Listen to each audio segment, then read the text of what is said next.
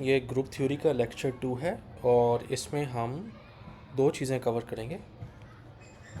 एक चीज़ है सब ग्रुप्स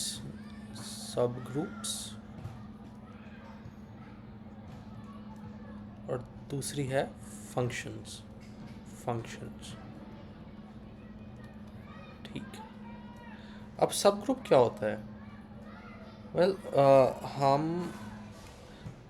बेसिकली एक सब ग्रुप ये होता है कि लेट से आपके पास एक ग्रुप है, लेट जी बी ए ग्रुप।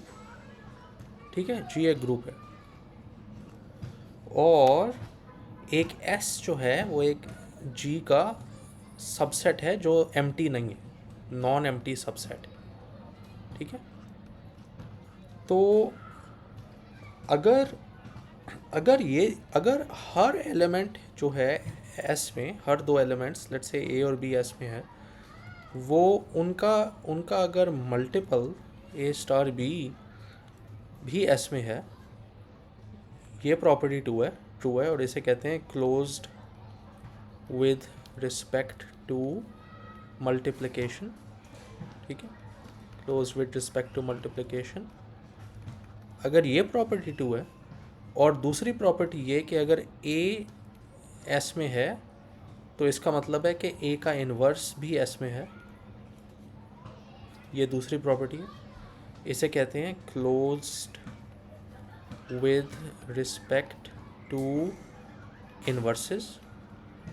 तो अगर ये दो प्रॉपर्टीज़ इस सबसेट, इस नॉन एम्प्टी सबसेट की हैं जो एक ग्रुप का सबसेट है, अगर ये दो प्रॉपर्टीज़ उसके लिए ट्रू हैं तो उसे हम बोलते हैं एक सब ग्रुप।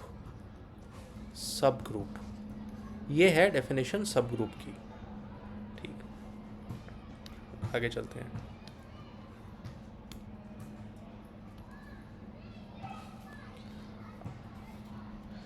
मैं एक एग्जांपल देता हूँ सब ग्रुप की, 2-3 एग्जांपल्स हम करते हैं।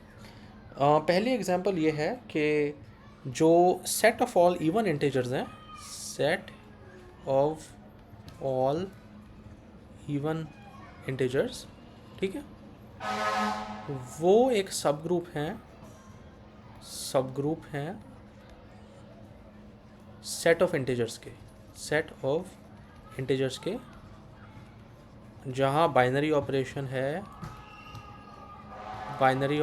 है एडिशन। इसका मैं एग्जांपल देता हूँ।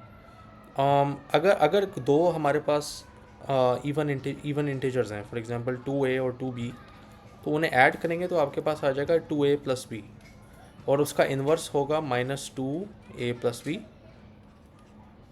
और इन दोनों का इन्वर्स होगा -2a और -2b।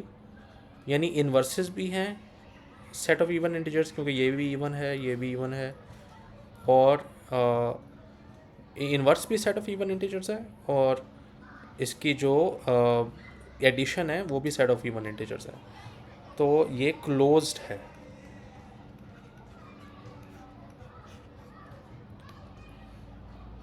ठीक है,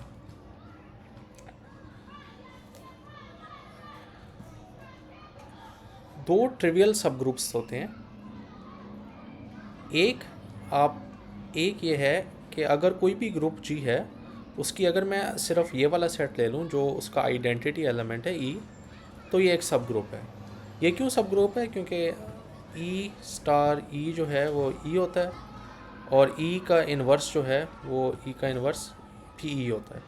तो ये ट्रिवियली जो है ये क्लोज्ड अंडर मल्टीप्लिकेशन भी है और क्लोज्ड अंडर इन्वर्सेस भी है। दूसरी बात, अगर जी का सबसेट एक जी भी तो है ना, जी का सबसेट जी भी है और ये भी बाय डेफिनेशन सब ग्रुप है, क्योंकि ये क्लोज्ड अंडर मल्टीप्लिकेशन और क्लोज्ड अंडर इन्वर्सेस है। तो ये दो जो सब ग्रुप्स हैं इन्हें कहते हैं ट्रिवियल सब ग्रुप्स। ट्रिवियल सब ग्रुप्स वो हैं, एक जो सेट सिर्फ आइडेंटिटी एलिमेंट का है और एक वो सेट जो सारा जी है। ये दोनों ट्रिवियल सब ग्रुप्स हैं। और कोई भी और सब ग्रुप होता है तो उसे बोलते हैं नॉन ट्रिवियल सब ग्रुप। अच्छा,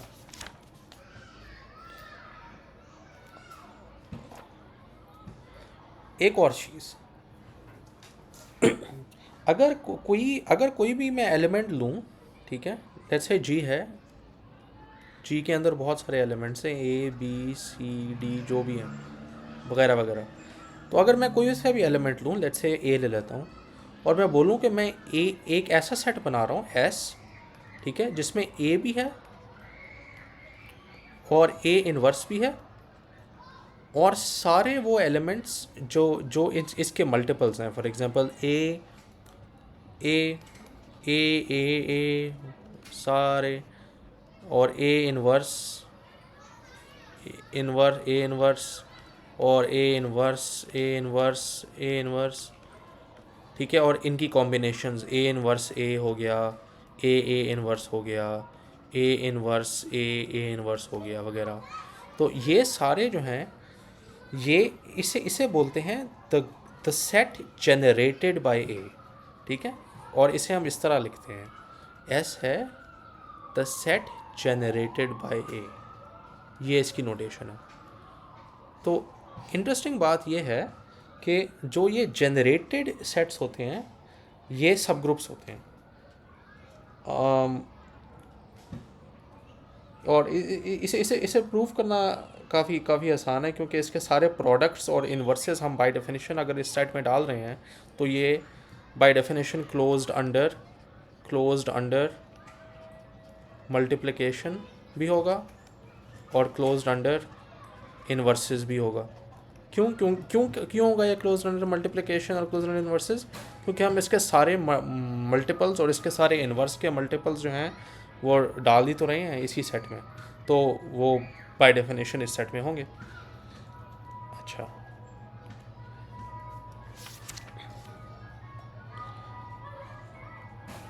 तो ये जो है ये ये दो चीज़ें थी हमारी सब ग्रुप्स की। अब जो है ना, हम कुछ थोड़े से सिंपल से फंक्शंस की डेफिनेशंस देखते हैं जो बाद में हमारे काम आएंगी। ठीक है, पहली बात, फंक्शन एक सिंपल सा मैथमेटिकल आइडिया है। फंक्शन एक मैपिंग है जो एक फंक्शन f जो एक कोई भी सेट a को कोई भी सेट b में मैप करता है। ठीक है, ये आपने पुराने कोर्सेज में पढ़ा होगा कि फंक्शन क्या होता है। तो पहली बात, एक फंक्शन इंजेक्टिव इसका मतलब है a function is injective if each element of B is the image of no more than one element of A। अगर मैं इसे ड्रॉ करूं तो समझें ये हमारा A है और ये B है और ये C और ये D है, ये B है हमारा सेट और ये A है हमारा सेट। तो इसे ड्रॉ करूं तो इसका मतलब है कि हर एलिमेंट B का सिर्फ उसकी जो इसका इमेज है, ये सिर्फ एक एलिमेंट का इमेज है। फॉर एग्जांपल ये इधर ये है इंजेक्टिव फंक्शन। अगर ये होता ना, ये यानी दो एलिमेंट्स का इमेज जो है, इन दो एलिमेंट्स का इमेज ये होता तो ये इंजेक्टिव ना होता। तो इसकी एक थोड़ी सी बेहतर एग्जांपल दूं मैं, तो वो ये होगी, समझो ए बी सी, ये इधर ए बी सी, ठीक है, और ये 3 है और इधर 4 डॉट्स हैं A B C D B में।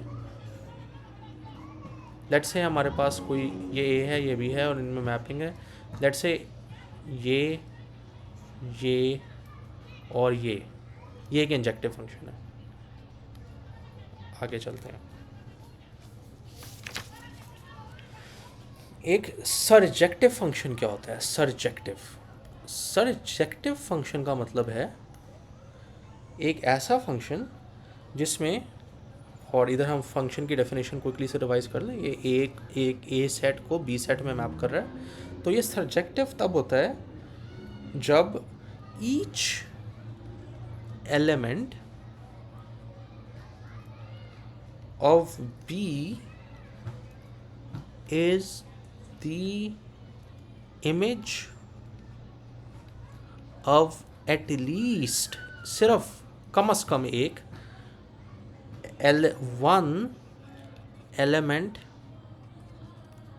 of A। ये इसका क्या मतलब है, ऐसा आराम से समझाता हूँ। अगर ये हमारे पास 3 एलिमेंट्स हैं ए में, ए बी और सी, ठीक है, और हमारे पास 2 एलिमेंट्स हैं बी में, एक्स और वाई, तो हर एलिमेंट और ये का कम से कम एक इमेज होगा। फॉर एग्जांपल ये और ये, लेकिन इसमें ये भी हो सकता है, ये यानी एक से ज़्यादा भी इमेज हो सकता है, लेकिन हर एलिमेंट बी में उसको कोई एलिमेंट ए का इमेज है। ये इधर इस साइड पे लाइन लगाना एब्सोल्युटली इंपॉर्टेंट है। फॉर एग्जांपल ये फंक्शन सरजेक्टिव नहीं होगा अगर मैं ये लिखूँ ना ए बी सी और इधर एक्स वाई, ये वाई है और ये एक्स है, और सिर्फ एक लाइन है यूँ, लेकिन वाई की तरफ कुछ नहीं जा रहा, तो ये सरजेक्टिव नहीं होगा। अगर कोई फंक्शन इंजेक्टिव भी होता है और सरजेक्टिव भी होता है, इंजेक्टिव भी है और सरजेक्टिव भी है, तो इसे बोलते हैं बाईजेक्टिव फंक्शन। ठीक है,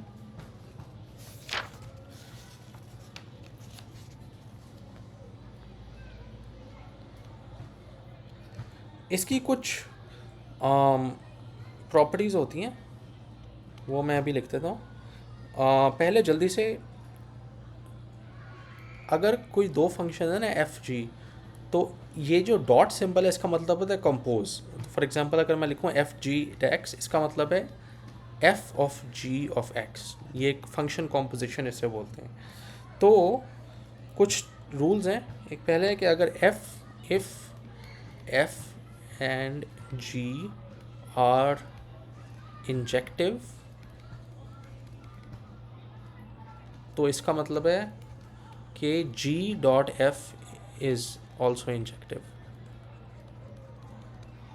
सिमिलरली यही एग्जैक्ट रूल सरजेक्टिव के लिए भी होता है और यही एग्जैक्ट रूल बाईजेक्टिव फंक्शंस के लिए भी होता है। ठीक,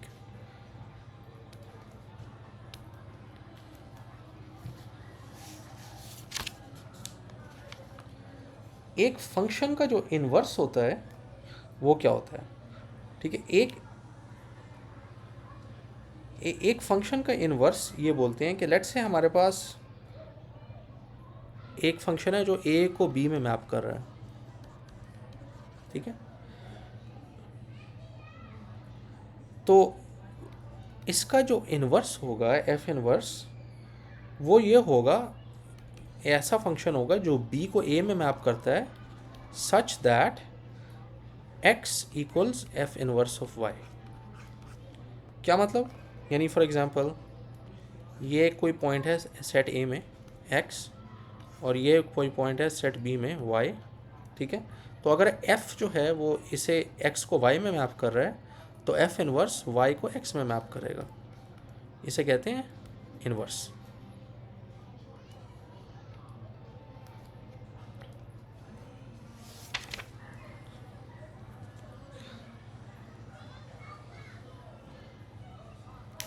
अगर कोई फंक्शन बाइजेक्टिव होता है, a function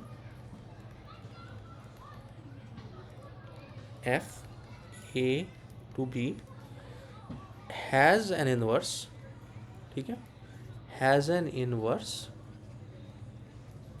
if and only if it is bijective. अगर एक फंक्शन, उस एक फंक्शन का इन्वर्स सिर्फ तभी होता है अगर वो एक बाइजेक्टिव फंक्शन हो। और in this case F inverse वो इनवर्स है जो बी को ए में मैप करता है, जो बी को ए में मैप करेगा। ओके, तो हमने फंक्शंस पढ़ लिए, हमने सब ग्रुप्स पढ़ लिए और हमने फंक्शंस पढ़ लिए। ठीक है, एक लास्ट में छोटा सा टॉपिक कवर कराता हूँ।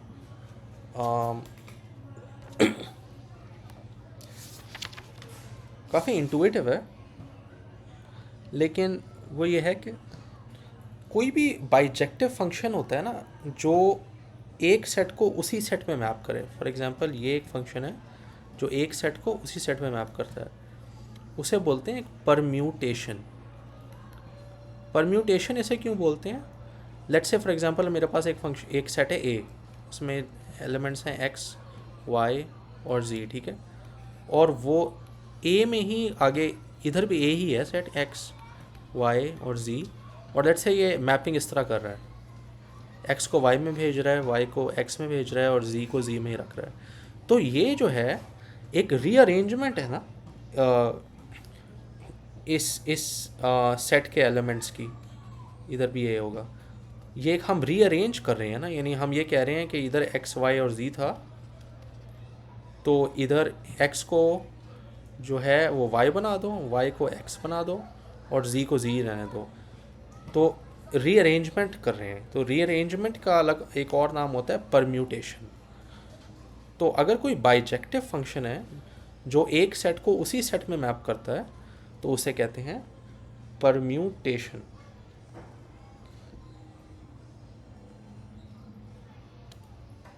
परम्यूटेशन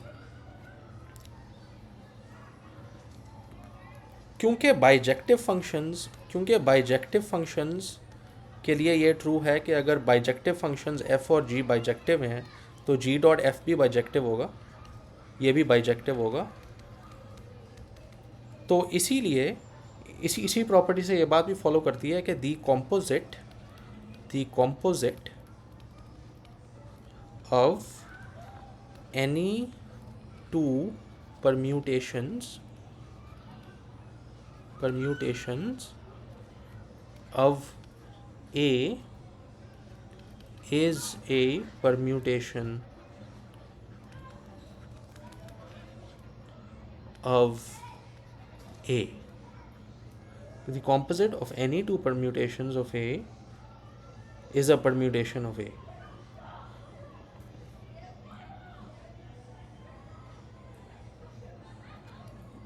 कंसिडर ये करें, लेट्स से कि ये जो कॉम्पोजिशन है, ये एक ऑपरेशन है on the set of all permutations, ठीक है, अवे। ये एक बाइनरी ऑपरेशन है, ठीक है, जो set of all permutations away है। इसमें एक आइडेंटिटी एलिमेंट लेते हैं, एक ऐसी परम्यूटेशन एप्सिलॉन एक्स जो एक्स को एक्स में ही रख लेती है, एक ऐसा फंक्शन जो एक्स को एक्स ही बना रहा है, ठीक है। तो अगर ये वाला फंक्शन होगा तो कोई भी इससे परम्यूट करेंगे, for example F of E of X, तो ये क्या हो जाएगा, F of epsilon of X equals F of X, ठीक है। और इसी तरह दूसरी साइड पे भी E epsilon of F of X जो है वो बन जाता है एफ ऑफ एक्स। तो आप ये देख रहे हैं कि ये टेक्निकली ये जो चीज़ है, ये वाला जो फंक्शन है, ये एक आइडेंटिटी परम्यूटेशन है। आइडेंटिटी परम्यूटेशन आपको शायद समझ आ गया होगा कि मैं कहाँ लेके जाना चाह रहा हूँ इस डिस्कशन को। हमने बोला कि एक operation on the set of permutations ये कॉम्पोजिशन है, और हमने फिर एक आइडेंटिटी तलाश की एप्सिलॉन एक्स, इस एक आइडेंटिटी एलिमेंट तलाश किया इस ऑपरेशन में, ठीक है। उसके बाद हमें ये भी पता है कि अगर कोई एफ फंक्शन बाइजेक्टिव है तो इसका मतलब है कि एफ इनवर्स भी एग्जिस्ट करता है। सिमिलरली अगर एफ एक परम्यूटेशन है तो हमें पता है कि इसकी इनवर्स परम्यूटेशन भी एग्जिस्ट करती है, F inverse, such that F inverse dot F equals epsilon. Of X, और F dot F inverse equals epsilon of X. ठीक है, अच्छा, यानी हम हाँ, हम क्या बोलना चाह रहे हैं? हम ये बोलना चाह रहे हैं, जस्ट टू रिपीट क्विकली, हम ये कह रहे हैं कि एक ऑपरेशन है कॉम्पोजिशन का जो फंक्शंस को जो क्वालिफाई करता है as a set of operation on the set of all the permutations of A, ये एसोसिएटिव है क्योंकि कॉम्पोजिशन एसोसिएटिव होती है। ठीक है, उसके बाद हम ये बोल रहे हैं कि एक एप्सिलॉन परम्यूटेशन है जो आइडेंटिटी एलिमेंट का रोल इस्तेमाल कर रोल इख्तियार करती है, और फिर हम ये बोल रहे हैं कि हर परम्यूटेशन एफ़ के लिए एक और परम्यूटेशन है एफ़ इनवर्स, जो उसकी इन्वर्स है, यानी जिसके लिए जिसे एफ़ से मल्टीप्लाई करें तो उसमें एप्सिलॉन आ जाता है। यानी इसका इस सारे डिस्कशन से ये साबित होता है कि the set of all permutations of A with the operation, ये वाला of composition, ये ऑपरेशन कॉम्पोजिशन है, is a group। ये ग्रुप है। परम्यूटेशंस जो हैं कॉम्पोजिशन ऑपरेशन के साथ वो एक ग्रुप है ना, कमाल की बात। अच्छा, कोई भी सेट अगर हो ए, ठीक है, तो फिर उसका set of all permutations of A, कोई भी सेट हमारे पास है ए, तो उसकी सारी जो परम्यूटेशंस का सेट है उसे कहते हैं द सिमेट्रिक ग्रुप ऑफ ए, या फिर एस ए। इसी तरह कोई भी पॉजिटिव इंटीजर लें n, ठीक है, तो हमारे पास जो सेट है ना 1 2 3 डॉट डॉट डॉट n, ठीक है, इस सेट की जो इस सेट के जो सेट ऑफ ऑल परम्यूटेशंस हैं उसे कहते हैं the symmetric group of n, और उसे लिखते हैं एस एन से। इसकी मैं अभी आपको एक एग्जांपल देता हूँ। फॉर एग्जांपल लेट्स से हमारे पास है सेट S3। वो क्या है? हमारे पास पहले एक सेट है 1 2 3, ठीक है।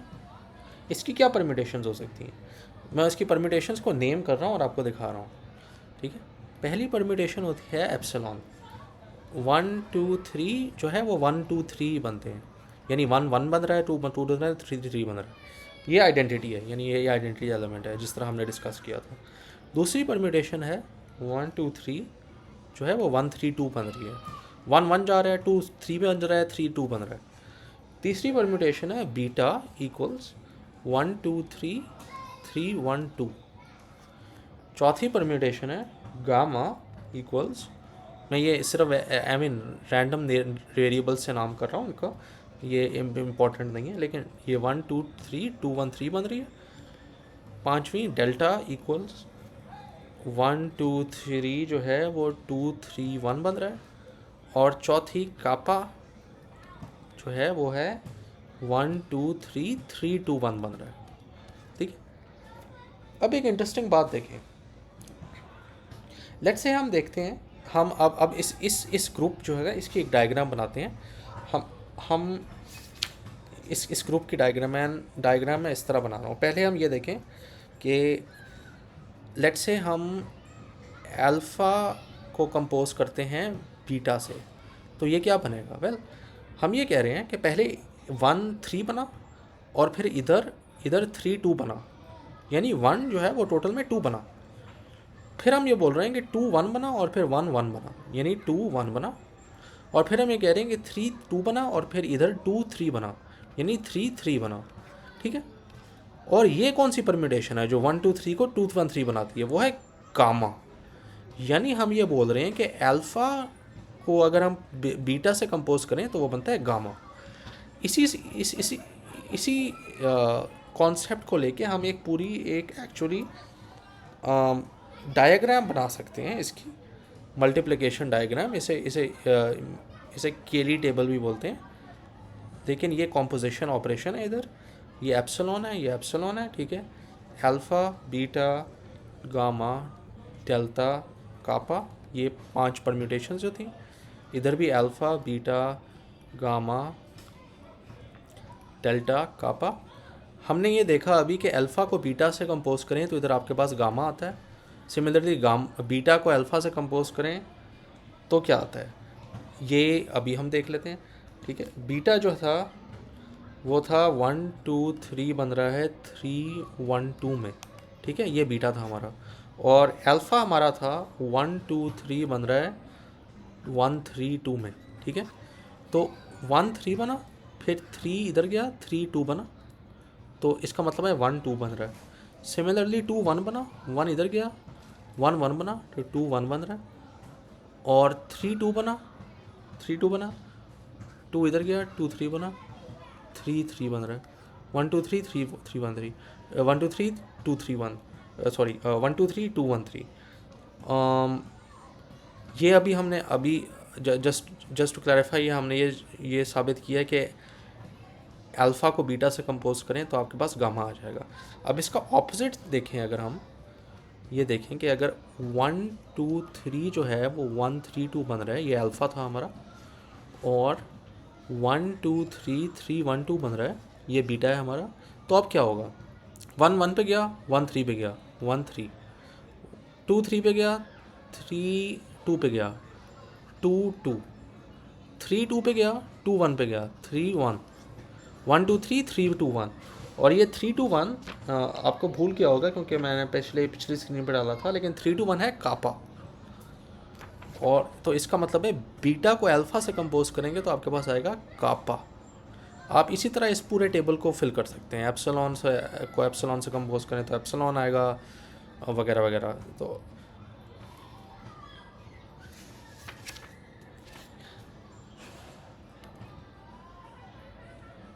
अच्छा, हम इसी तरह एक और चीज़ होती है इंटरेस्टिंग, वो ये है कि आप ना इस चीज़ को शेप्स में भी कन्वर्ट कर सकते हैं।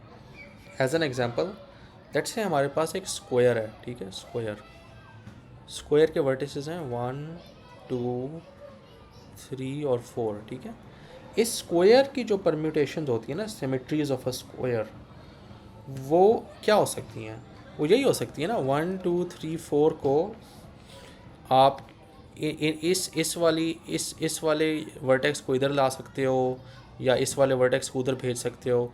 लेकिन ऐसी सिमेट्री जिसमें वो स्क्वायर ही रहे और वो चेंज ना हो उसका एंगल वगैरह।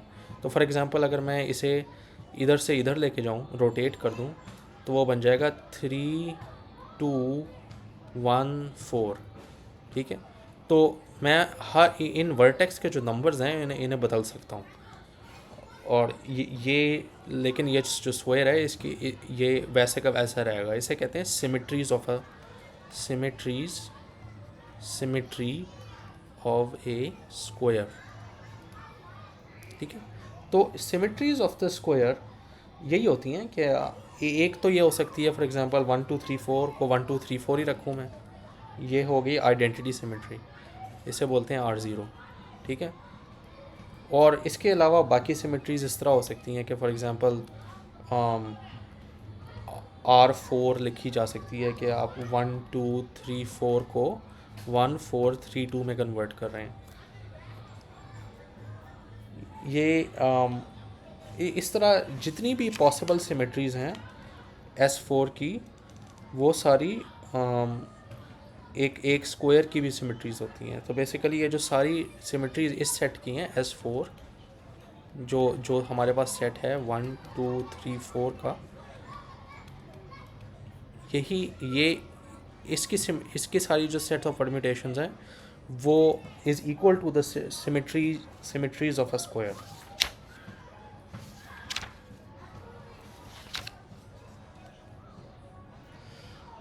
अच्छा, तो ये बेसिकली पूरा कॉन्सेप्ट है सिमेट्री का और परम्यूटेशंस का, और आगे हम बाद में पढ़ेंगे।